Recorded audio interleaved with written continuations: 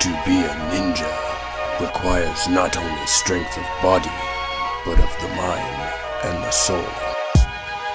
An evil man may learn the martial arts, but he will never truly be a ninja.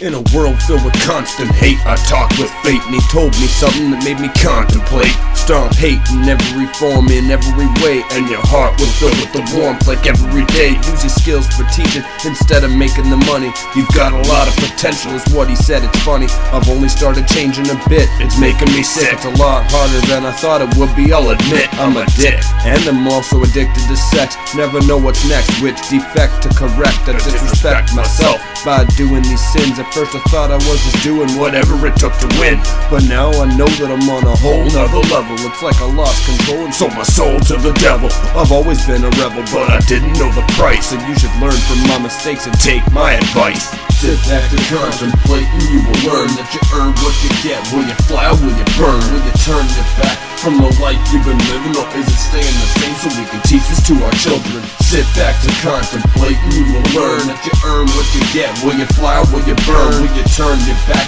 from the life you've been living, or is it staying the same so we can teach this to our children? I'm never having kids. I've made up my mind to expose them to this type of life is some sort of crime. On top of that, I'm no candidate for a good father. If I die, they'll try to turn me into a crooked martyr. So I took it farther to let them know what I stand for, showing sympathy to even the lowest crack whore. I have more morals than most will guess. I guess that it's the reason that my soul is now at rest. I know I'm just another person on the planet, but there's so much hate and I just don't understand it. I can't stand it, but I'm also adding to the problem. If somebody makes a choice in their life, I can't stop them. All I can really do is try to give some direction to the people whose lives are stuck in the intersection, and give protection when they finally choose the right path. And at the end of it all, we'll look back and laugh.